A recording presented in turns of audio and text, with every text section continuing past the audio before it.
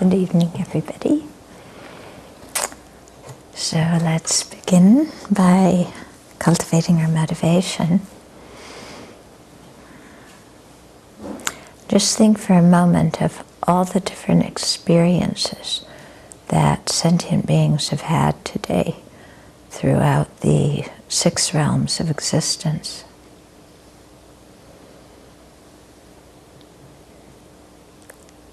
We have our experience, then so many other people have different experiences. Some are joyful, some are starving. Then we have all the other beings in the different realms, each experiencing the results of their karma today. Some having temporal happiness, many in states of unbearable suffering. And all this is happening at the same time, all these different experiences of sentient beings.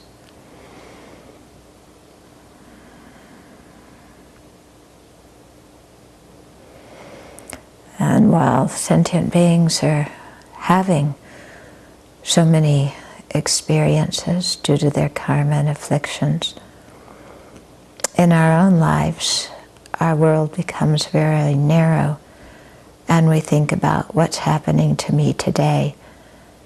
And this person said this small remark that I'm irritated about, or this person gave me something really nice that I'm happy about.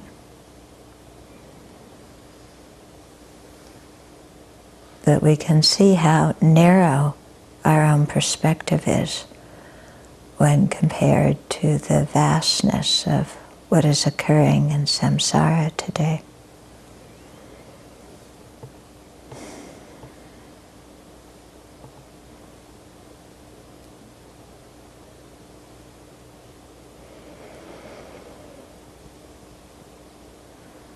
And so when we think about this, we see how limiting the self-centered mind is, how it keeps us quite enslaved and so very narrow.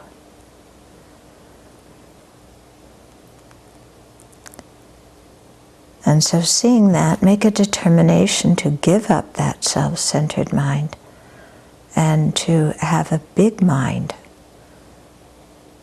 that contemplates the whole diversity of experiences in samsara.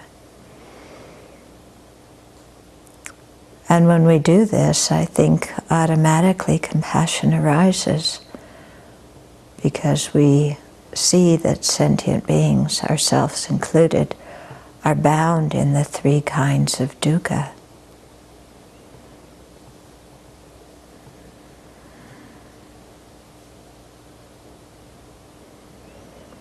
And having this precious human life with the possibility of learning and practicing the Dharma, we really have a very precious, incredibly rare situation. And so to really take advantage of it and do something that makes a difference in this ocean of samsara, let's generate the bodhicitta, aspiring for full enlightenment for the benefit of all these beings. And let's make that an intense motivation in our life that will sustain us so that we don't get caught up in all the little things that twirl around me, I, my, and mine. So take a moment and generate that motivation.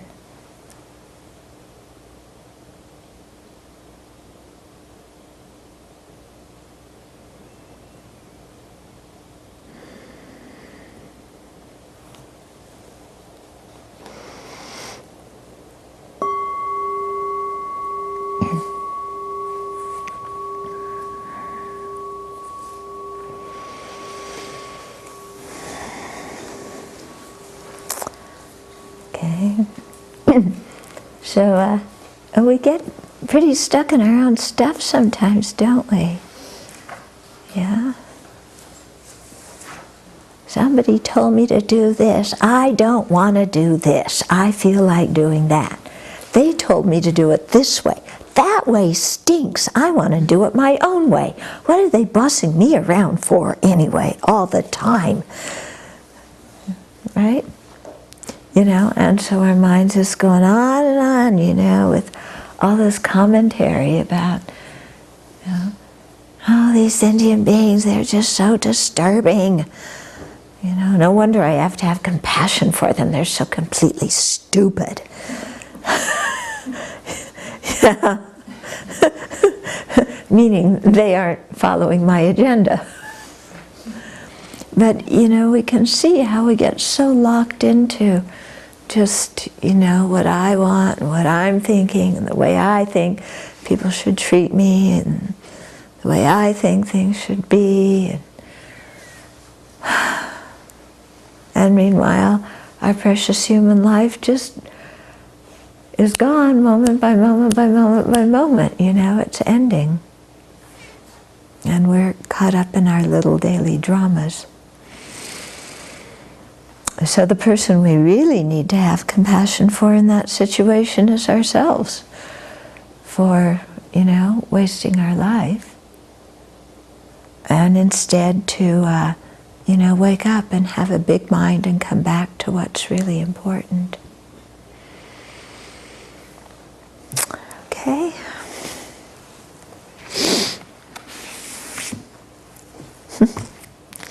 We get so hung up in small things. I remember, this is reminding me of a story one of my friends at Shasta Abbey told me. Because whenever you go to a monastery, they all have certain ways of doing things, you know. And so I can't remember in this story what it was, if it was a way of doing things in the kitchen or a way of, I don't know, preparing the prayer book, or I can't remember the exact situation. But there was one postulant, you know, somebody who's in training, who was questioning the senior guy, why do we have to do it this way? You know, doing it this other way makes just as much sense. Why are we doing it this way? And the senior was, you know, trying to explain. And the other one said, that just doesn't make any sense. It's all so subjective. And so since it's just so subjective, why don't we change it and do it the way I'm suggesting? And the senior said, well, if it's as subjective as you say, why don't you just do it the way the rest of us are doing it?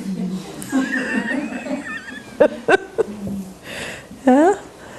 So it's an interesting thing, you know, how we fight against things and we dig our heels in and, you know, I'm going to have my way here, even if it's over something that really isn't very important. But our ego, you know, like, this is life and death issue for my ego, and I'm going to win this. The world is not going to conquer me. I am going to conquer the world. Yeah, so what? You know, when you look at the things we dig in our heels about and fight about, yeah, you win the battle, you lose the battle. So what? It's basically just, you know, ego wanting to assert itself in one way or another. That's not saying that, you know, we shouldn't stick up for things. There are certain things that are important, and we need to speak the truth, and we need to, you know, make sure harm is not happening. So I'm not talking about those big situations. I'm talking about the ones that happen on a daily basis by which we waste so much time. Yeah. Okay. So we're going to go back to a brief presentation of the grounds and paths of the perfection vehicle, the essence of the ocean of profound meaning, part 1. By Jetsun Losang Tadrin, whose other name was Taiyang. Okay, and so we're in the expression of worship now, so it's like the prelude, and he is expressing his admiration and devotion to the Buddha and to all the lineage lamas who came before him. And by doing so, placing what he's saying in a broader situation, and also taking his own ego out of it, saying, this isn't my own trip that I'm writing about. This is something that has been, taught by the Buddha and passed down by the learned ones. Okay, so we talked about the first 2 verses last time. Okay, and so the first verse was about the Buddha, and then Maitreya and Manjushri. The Maitreya and Manjushri being the sources of the vast lineage and the profound lineage. And then the second verse was to some of the great Indian pandits, Nagarjuna, Buddhapalita, Chandrakirti, Aryadeva. And then the third verse starts with some of the great sages in Tibet. Okay, so it says, I bow down from the heart to the collection of scholars. And again, scholar I don't think is a good word. I think sage is better. Sages of snowy Tibet. Nyingma Drapa, who became the eye of the world, the father Losang Jampo Ningpo and his spiritual offspring, and the matchless king of scholars, Sonam Drakpa. Okay? So he's bowing down in the first line to all the great sages of Tibet.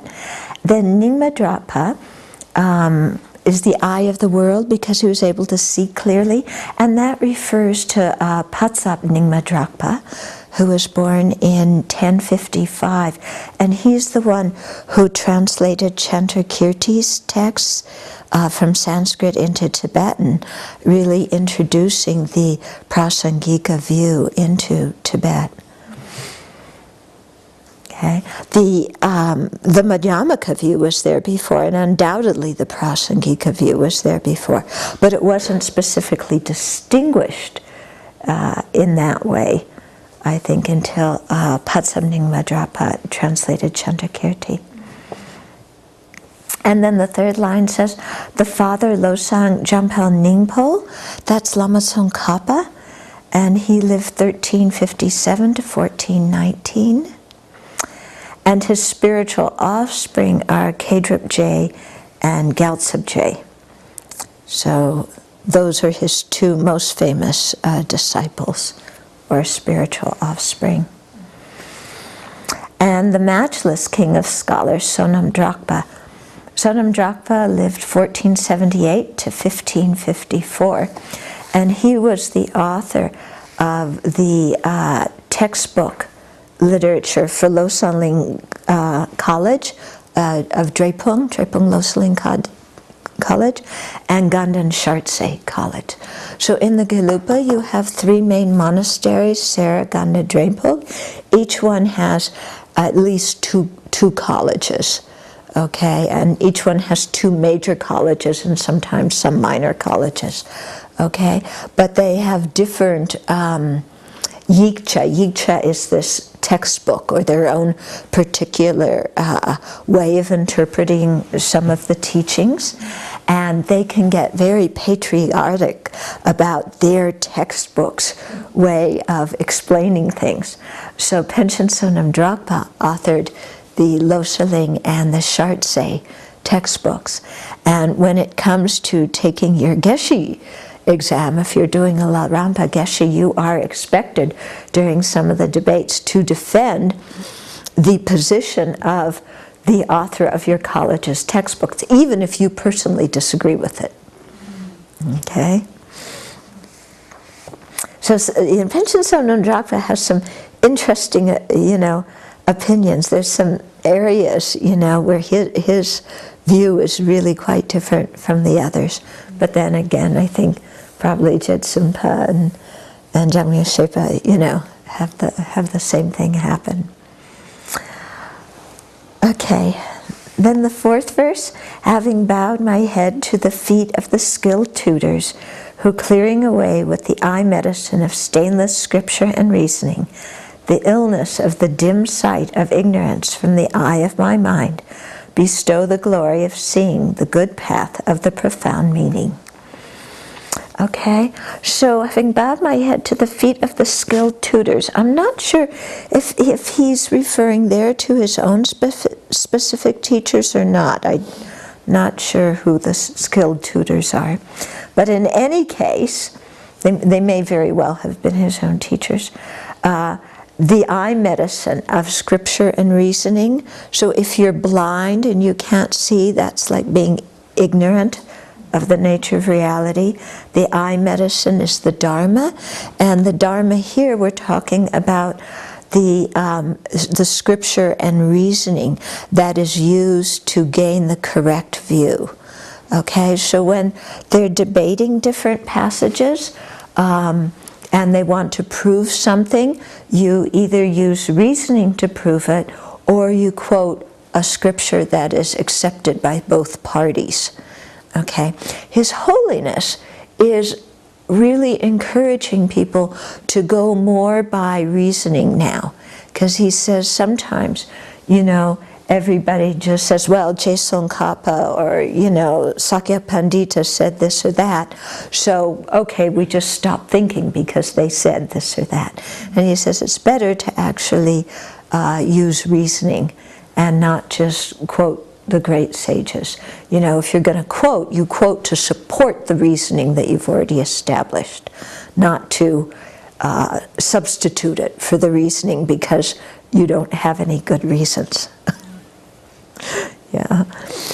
So he was saying that once when the topic of rebirth came up, and His Holiness said we should be able to prove that by reasoning, not just by quoting scripture, you know, but by using reasoning.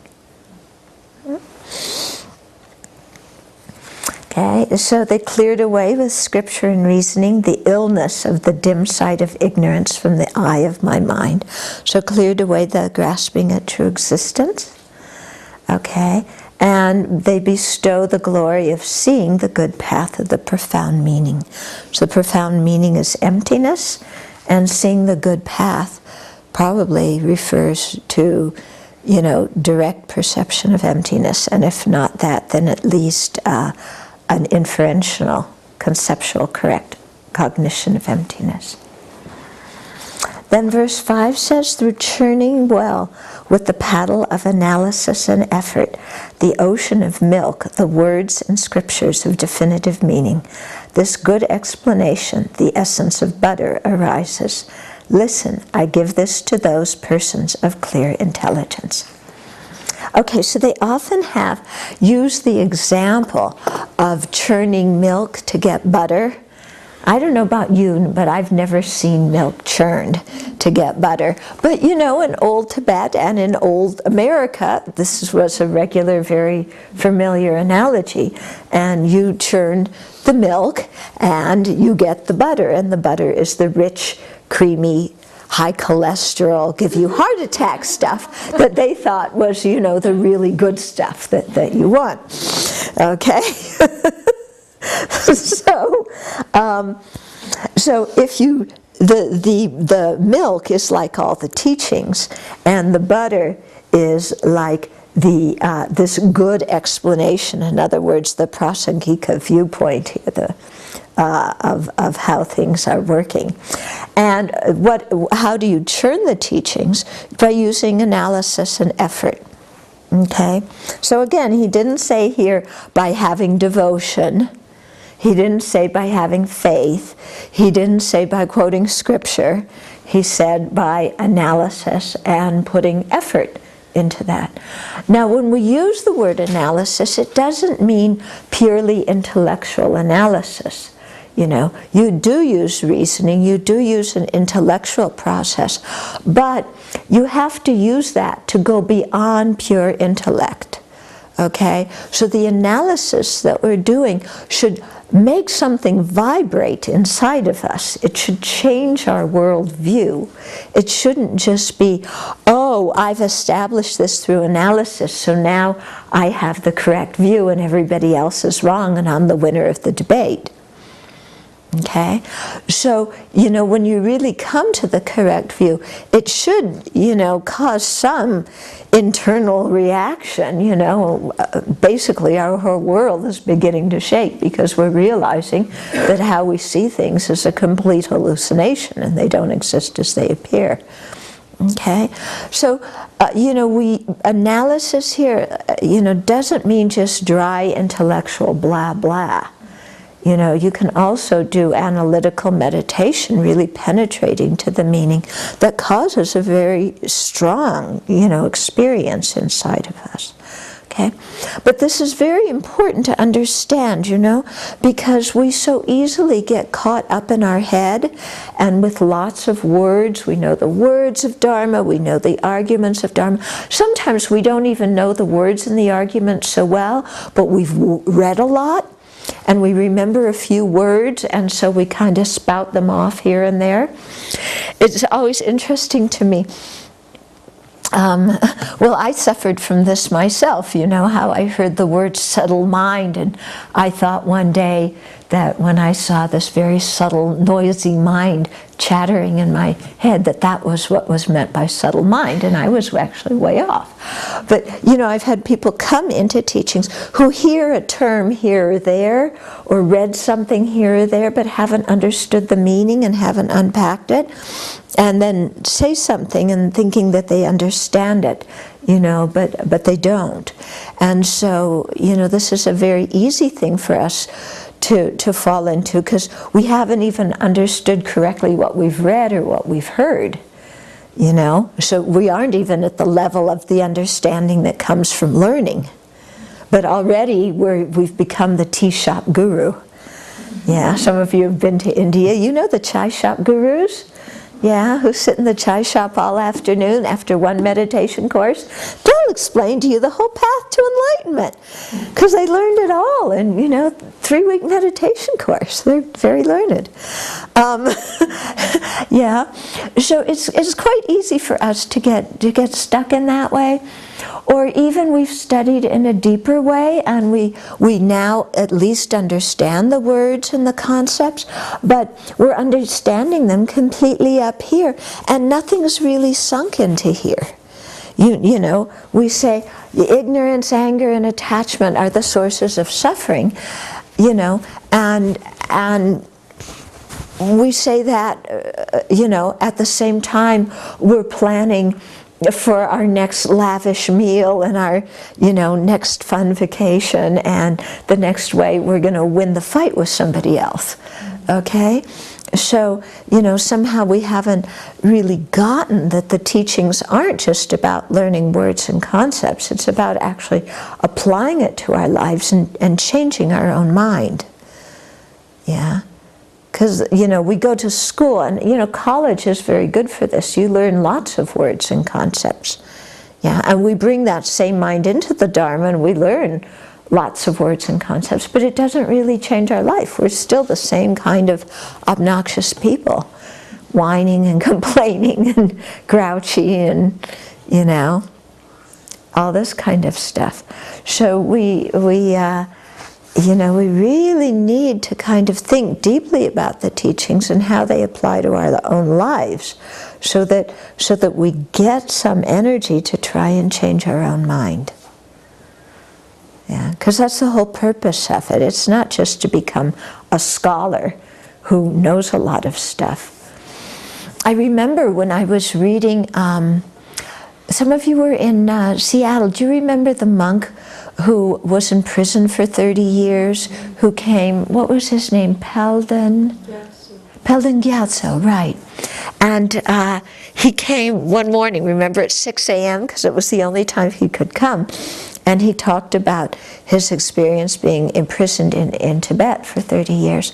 And I read his book later on, and he spoke there of one time being somewhere where the Chinese were interrogating a lot of the monks, and there was one geshe, one monk there who was a geshe, and when the Chinese were interrogating him and threatening to kill him, the geshe just completely broke down and started crying and pleading for his life. And Sonam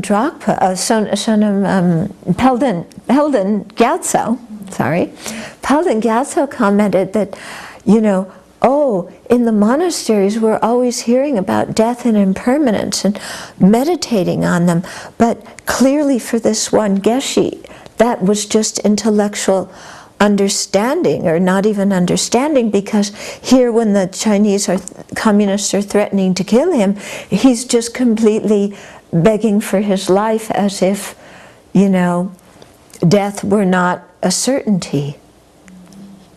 Yeah? And he said that was like a really big thing for him to see the difference between, you know, knowing the teachings and actually being able to apply them to your own mind, where your own mind changes. Okay. So then he says, listen, I give this to those interested persons of clear intelligence. So people have to be interested in this topic, and they have to have clear intelligence. That's the audience he's addressing. So our intelligence may be clear, may not be clear. We're trying to get it clear, aren't we? We have that aspiration, so we're willing to exert the effort to study this in order to increase our intelligence. And to people who are interested, okay? So we're interested in the topic of the paths and grounds. And we're interested even if the language in which it's written is not our favorite style of writing, okay? So we have to look past the words to the meaning. Yeah, and this is one of the things we're always encouraged to do. Don't get stuck in, oh, this is very nice poetry, very nice literary style, you know, this book is an easy to read language, you know, so that's good Dharma. But this other language, it's so stiff and formal, it has all these big complicated words, why can't he say the same thing in a simple way? Ah, phooey, you know? And at that point we lose our interest, because we're more concerned with things being said in a way that is pleasing to us than with actually learning the material. Okay? So this might be a little bit of a challenge to learn the material, you know, because it's written not in a style that is necessarily, you know, some people may find it a really good style, other people may not.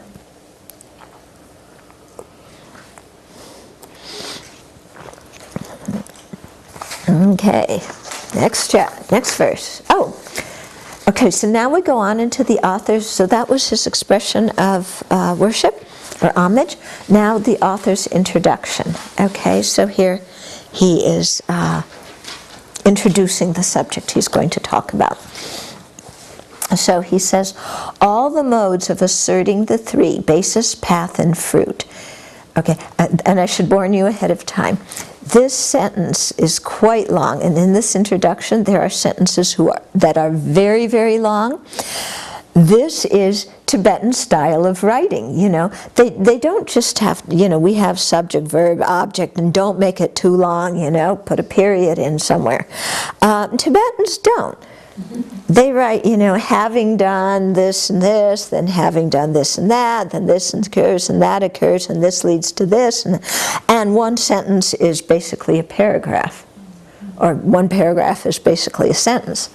Okay, so all the modes of asserting the three, basis, path, and fruit, in the schools of tenets which hold the system of the Compassionate One, our teacher, who confounded the heads of the foxes, the bad proponents of tenets, by proclaiming the great lion's roar of the tidings of dependent arising, are indeed the stainless thought of the word of the supermundane victor.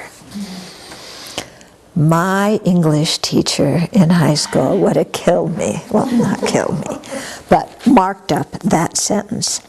Okay? So, So the way of asserting the three, basis, path, and result. Basis is the two truths.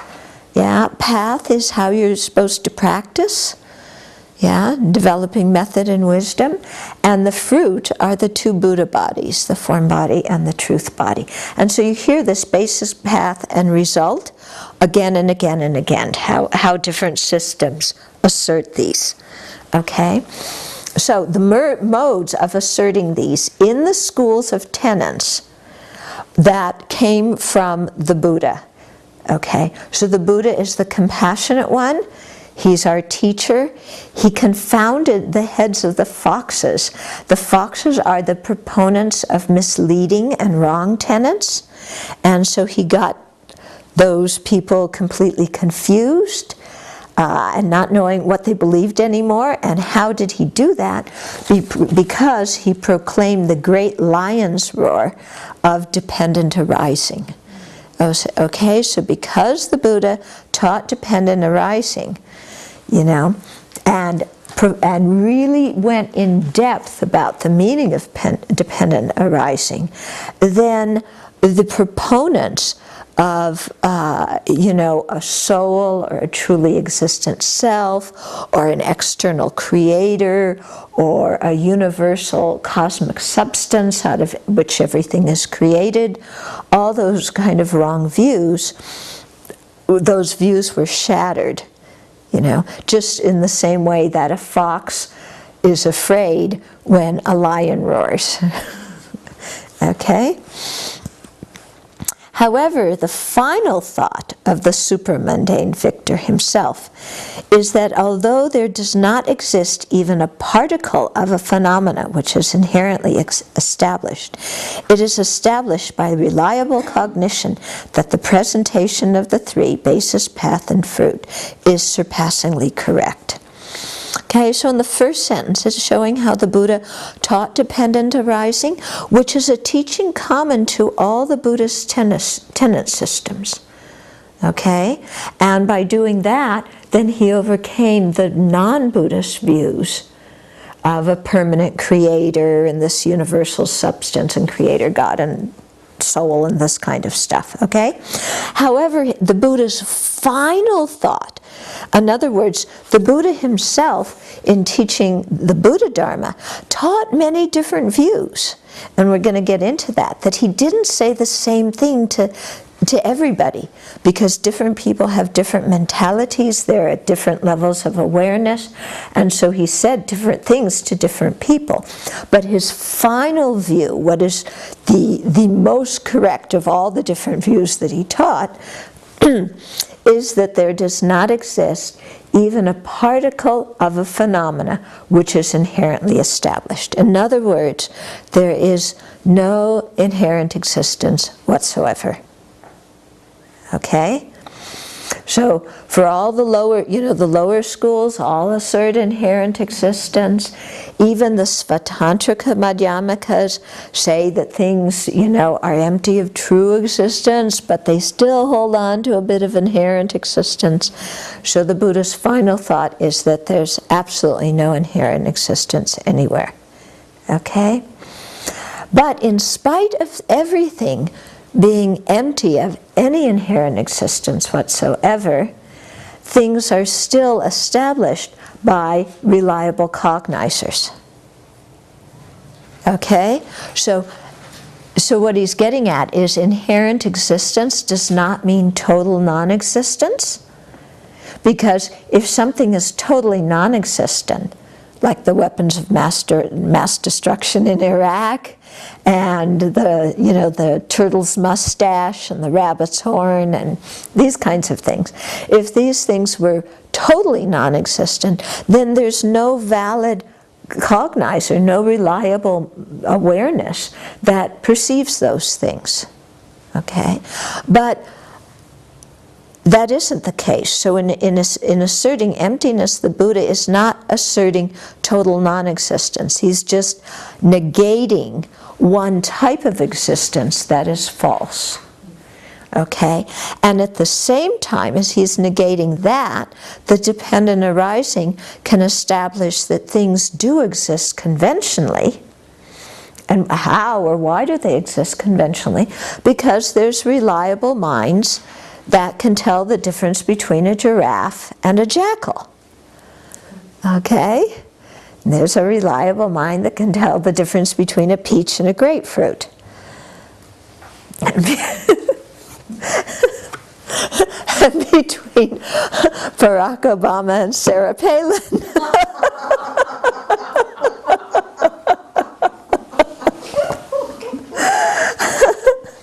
Okay, so there is reliable cognition of not only those things, but also the basis, path, and fruit. Okay, so in other words, the whole system that that we're basing on, the basis of what are the two truths now, the path of how do we practice to go to Buddhahood, and the result, the two Buddha bodies, that all of that can be validly established on the conventional level. Okay, because everything is empty and everything exists dependently. Okay, that's what this paragraph is, that sentence is saying. Okay, next paragraph. This abides well in accordance with the commentary by the great skilled Madhyamakas, for whom dependent arising and empty have come to be of the same meaning.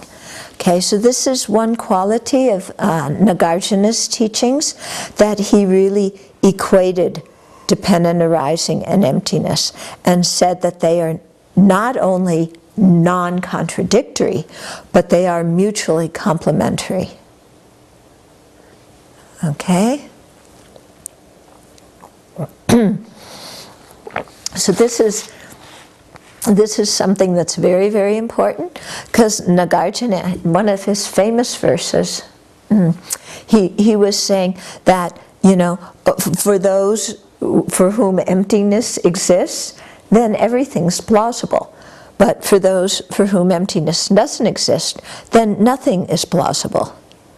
Okay? Meaning that if that because things are empty of truly existence, empty of true existence, they do exist dependently, and they function. And so describing the functioning of things is very suitable and plausible. Whereas if things were truly existent, if they had some permanent essence that made them what they were, I have to get a different pitch here, do something with my voice.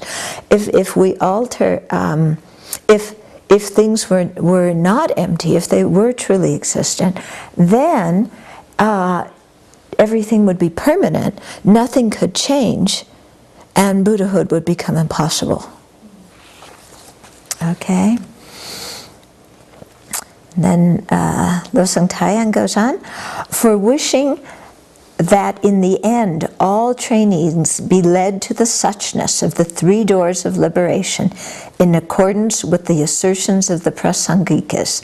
The teacher, the Buddha, spoke well the four modes of tenet systems for the sake of leading those disciples temporarily to more profound levels of realization. And from this point of view, the erroneous modes of assertion of the lower systems are overcome by the reasonings of the higher systems, and one is set in the non-erroneous assertions of the higher systems, and understanding the view of the lower schools of tenets is an excellent method of understanding the views of the higher systems. That was one sentence. Okay, the translator's trying to be as true to the Tibetan as he can here. Okay, so the Buddha's wish is that in the end of the day, that all trainees, all sentient beings, be led to the suchness, that means the final mode of abiding, okay, the emptiness, of the three doors of liberation. Three doors of liberation are emptiness, wishlessness, and emptiness, signlessness, and wishlessness. Emptiness refers to the entity of an object, that it is empty of true existence. Signlessness refers to the cause of a conditioned thing, that all causes lack any signs of true existence, so that, in other words, causes lack true existence. And wishlessness refers to the results that, in other words, that no results are truly existent. Okay, so those are called the three doors of liberation, and they refer specifically to conditioned things. Emptiness referring to the entity or the nature of the object, signlessness referring to its cause, being empty of true existence, wishlessness referring to the result of that object being empty of true existence. Okay? So it doesn't matter whether you're talking about a sprout and its cause and its result, or if we're talking about the path of seeing and its causes and its results. Yeah, that all those things that are conditioned phenomena, okay, are empty, signless, and wishless. Okay, so the Buddha's intention is that everybody understand this, and everybody be led to the final view of the emptiness of true existence. Okay? So in order to get all sentient beings there, the Buddha spoke well the four modes of tenet systems. Okay? So the Vaibhasikas, Satantrikas, Chittamatrans, and Madhyamakas. Sometimes the Chittamatrans are called the Yogacarans. They have some other names too. Okay, so he taught well those four tenet systems. Now, you know, you have to ask, did the Buddha have this in mind, 1, 2, 3, 4 tenet systems? Or did the Buddha say different things to different people, and then later scholars put together different assertions and made them into tenet systems? Okay?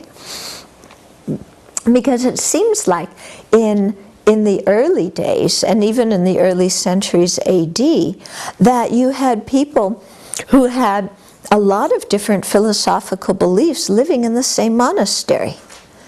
Yeah, so it wasn't that you had, you know, oh, this is a Satantrika monastery, no Vaibhasikas allowed, okay? But the people were all living together, and there were different schools and different branches of different schools, and the way they described the schools and the branches, not everybody agrees, you know, how they're described. So it's actually a very interesting thing, you know, because you did find in the early days this diversity of views arising and split off groups. You know, there might be a very popular group and then somebody else has a different belief and splits off and, you know, start and teaches their own school, their own belief, their own tenet system that eventually becomes established as a school. Yeah, but at the beginning, I think it was just all these views, and maybe the ideas of schools weren't so fixed. But gradually with time, you know how things get fixed, and people start developing an identity in a school. You know, like even the Buddha didn't have any idea to teach Buddhism, did he? The Buddha didn't say, I'm going to start one of the world's great religions, and here's what you got to believe. You know, Buddha didn't have that. You know, Buddha just went out and taught. And he taught according to what those people in the audience at that time, and each audience was different, needed to hear. I think in the same way Jesus had absolutely no idea of starting a world religion. You know? What was that? Somebody told us that there was a bumper sticker. Jesus called, he wants his religion back. Yeah?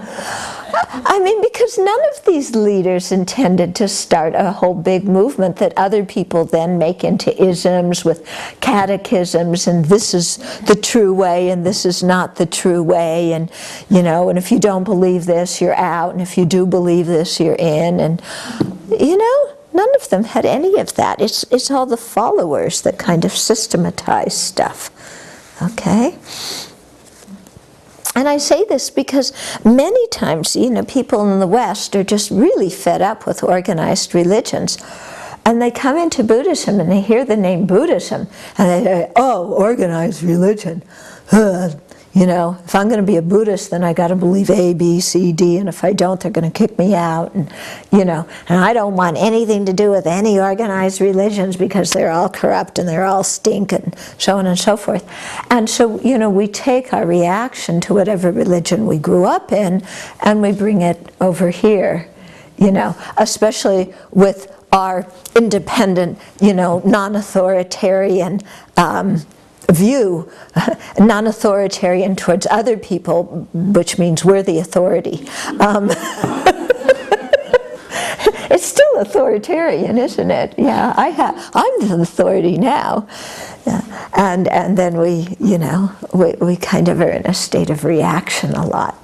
And that becomes an obstacle to really understanding what the actual views are and thinking about them. You know, because we're really pushing against, oh, I don't want to be part of an established religion. I don't want to be known as whatever the label is, you know. So we're actually, in the name of being against labels, we're actually quite hung up with them. Yeah, it's interesting, isn't that how we are? Don't you think? So, yeah, so anyway, the 4 tenet systems got systematized later on and made into, you know, Sautrantikas believe this and Chittamajas believe this and so on. But even within those usual explanation of the 4 tenet systems, you can see there's various diverse branches which have different meaning, with different views. And then once, of course, you know, you get some of those systems going into different countries, you're going to get even more views. Yeah? And so, you know, I mean, this, I think, is really the beauty of how skillful the Buddha was as a teacher, and that he could teach according to what different people needed at different times. Yeah? Okay, so we're still explaining this sentence. Okay, so he taught the tenet systems for the sake of leading those disciples temporarily to more profound levels of realization. Okay, so, you know, temporarily to overcome wrong views. And from this point of view, the erroneous modes of assertions of the lower systems are overcome by the reasonings of the higher systems. So the assertions of the Vaibhasikas and Sautrantikas are overcome by the Chittamadrans, and their assertions overcome by the Madhyamakas, and so on. So there is a ranking in this tenet system. Okay? And when as you go through this and learn all these tenets and, you know, really think about them quite deeply, then one is set in the non-erroneous assertions of the higher systems.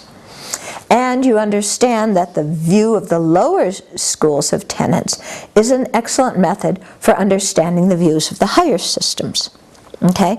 So, in other words, there's these 4 schools of tenets, and they're ranked according to their accuracy, you know, and they're ranked from the viewpoint of the Prasangika Madhyamikas. And here I'm talking from a Galu viewpoint. Other schools in Tibet may, you know, other traditions may speak of it differently. Okay? Now, you don't just go to the highest view and study the highest view. I mean, you can, but the way they teach it is you start with the lowest view, because the lowest view is actually the one that most resembles our present way of thinking. Okay? And so we really get into the lower view, and it already has some things that we agree with and then some things where we have to stretch ourselves. Yeah? And we learn that. We really take the viewpoint of a good Vaibhasika, a card-carrying Vaibhasika. Okay? They didn't have card-carrying Vaibhasikas. But we'll make them. Okay? And then, after you get that down, then you start learning the Sautantrika view. And the Sautantrikas look at some of the same things as the Vaibhasikas, but from a different viewpoint, and they refute some of the Vaibhasika assertions. Okay? And so then, when you understand the Sautantrikas, it makes you see the limitations of the Vaibhasikas. Yeah, and if you had just gone directly to the Sautrantikas, you wouldn't have really understood their unique qualities so well, because you wouldn't have seen what they're asserting in contrast to the Vaibhasikas. Okay. Then you study the Chitta-madhyans, and the Chitta-madhyans completely turn you upside down on your head, you know, because what they say is like really completely different than, you know, the Vaibhasikas and Sautrantikas, and yet you can see how they build on the ideas of the first two schools, but also in many ways totally different. Okay, and you adopt that viewpoint, and then that makes sense. And here, because you've studied the first two systems, you know, you really see the unique qualities of the Chitta-madhyan. Then, just when you think, oh yes, I am a Chitta-madhyan and there's no external world, then you come to the Madhyamikas, and the Madhyamikas completely dismiss so much stuff in the Chitta-madhya school, saying, you know, that's nice, but it doesn't, you know, doesn't hold water, so forget it.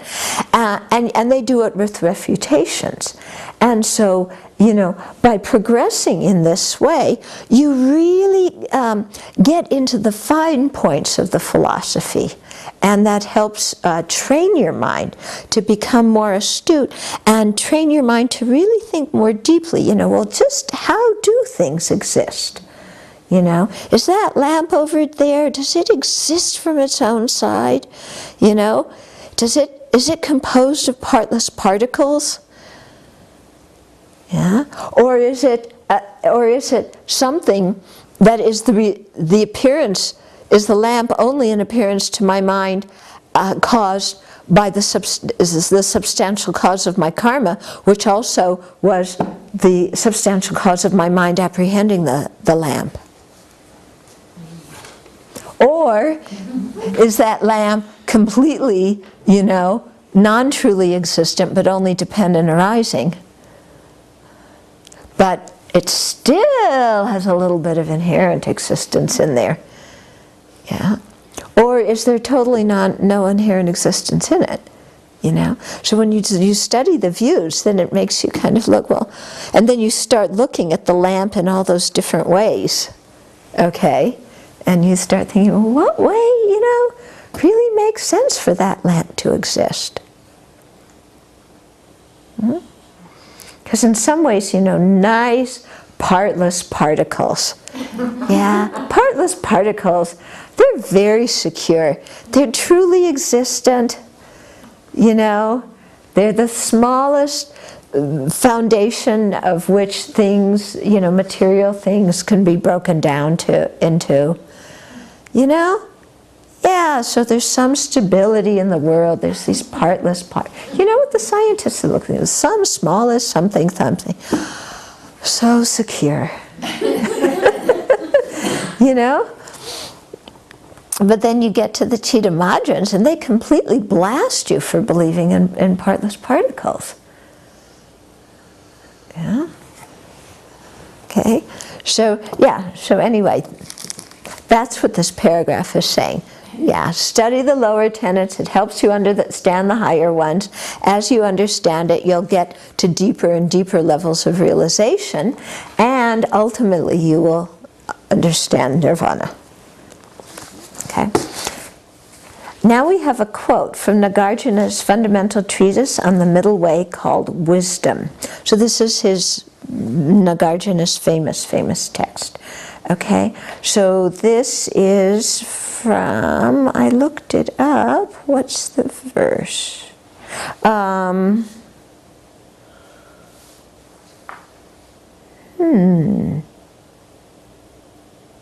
It looks like, yes, it's chapter 18 of the book, verse 8.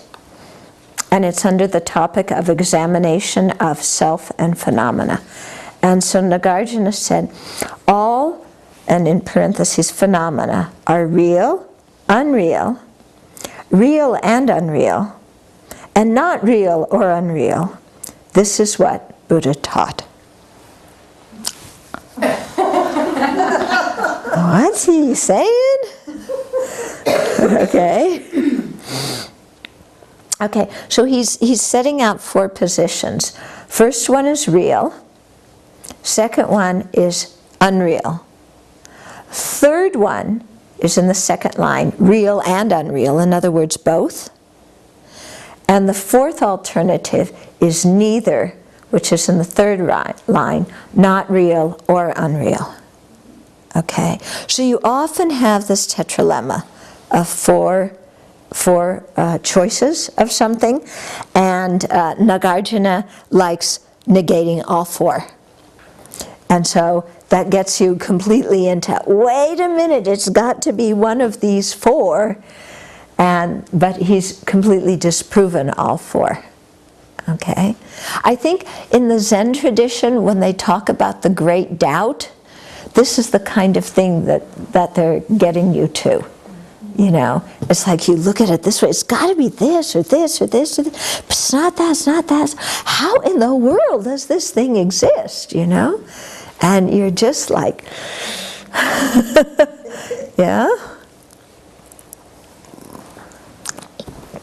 Okay, so let's look at this. And here we're going to explain it according to how Nawang Pelden did. He was one of the commentators in the Gomang system. Okay, so it's based on the idea that the Buddha taught first what is known and commonly accepted to ordinary people. Okay? The Buddha didn't start with the hardest, most complicated teachings. He taught initially according to the common view. In the same way as, you know, when we go out, if you're having interreligious dialogue, or even you're talking to your parents or your relatives about Buddhism, you don't start by saying there's Buddha, Dharma, Sangha, Karma, Nirvana, and Shunyata. And rebirth, throw it all in, you know? No, the skillful way is to start talking about ethical conduct, love, compassion, forgiveness, things that those people already know about, that they already think are good qualities. So you talk to people about those kinds of things and how they're taught in Buddhism. And then those people go, oh, yeah, that makes sense. That sounds good. Yeah. Actually, we got an interesting email from Jensina, one of the people from the young adult week last week, who did this exact thing when she was taking the ferry across. I guess the Bremerton ferry. Some women in front of her, I think, heard her talking on her phone, telling her dad about the week here. And afterwards, you know, one of them said, you know, I've heard that Buddhists are witches. And the other one said, what was it the other one said? That, Jesus. Oh yeah, that Jesus is the only way. Yeah. Okay? And, you know, so Jensina, she was brilliant. You know, she took out her refuge card, because she had taken refuge, and she started reading to them the four immeasurables. Who can argue with the four immeasurables? Nobody can argue with them. Everybody. Religion, non-religious, whatever religion, everybody thinks they're great. Then she read to them the 5 precepts. Who can argue with the 5 precepts? You know? So, I mean, it was brilliant what she did, wasn't it? You know, she didn't shake in her boots and say, oh no, they're criticizing my religion, I feel so insecure, maybe I don't have the right religion. And she didn't get defiant and say, you people are, you know, how dare you criticize, you know. She didn't get angry. She just, you know, took it out and said, look, this is what we believe. And then she left. It was brilliant, really brilliant. Yeah? So, you know, the point here is you talk to people about things that they already know that's agreeable to them. Yeah? And you win them over that way. And then after that, you can start teaching them things that are new that they haven't heard of before. Okay? But not at the beginning. Okay? So, I think we're going to stop here, and next week explain this verse in more depth. Okay? We have time for one or two questions? Yeah. The title of the text says after parentheses part 1. Are there later parts, or what are the parts? Yeah, there's other parts. There's a part 2. And is it just a continuation of the same topic? I don't have the translation of part 2. So I'm not sure if it's I'm not sure exactly what's in part 2. Yeah? Is this word signlessness of the process? Yeah. I'm curious about that word. Signlessness, yeah. Signlessness means, like, sometimes they talk of a sign of true existence. Okay? So causes have no signs of true existence. If there were true existence, true existence would be there. It would be a sign. I see. Yeah. It has some kind of characteristic? Huh? It would have a characteristic? Yeah, it would have a sign of true existence. Right, okay. Yeah. Okay. Or a characteristic of true existence. Yeah. Did you have something? I was going to ask, what's a Buddhist? What makes you a Buddhist? What makes you a Buddhist? Oh, very good question. The strict definition, actually there's a couple of definitions. One is somebody who's taken refuge in the Buddha, Dharma, Sangha. Another, and that doesn't mean you necessarily have gone through the ceremony, but in your heart you have deep refuge and conviction in the Buddha, Dharma, Sangha. Another definition of a Buddhist, and this is more according to the philosophy, what makes you a Buddhist, is somebody that adheres to the 4 seals. Okay? So, let's see. All conditioned things are impermanent. All contaminated things or polluted things are the nature of suffering. All phenomena are empty, and nirvana is peace. Okay? Or all phenomena are selfless. Or sometimes it says all phenomena are selfless and empty. It puts both of those in. So that is philosophically what would make somebody a Buddhist. But practice-wise, somebody who has refuge. Yeah? I had a question about the word wishlessness. Yeah. Yeah, wish. Yeah, wish, because I think the future is something you wish for. So, you know, the future, the result of something, the result that comes in the future is not truly existent. There's no truly existent result to wish for, or aspire for, or try and obtain.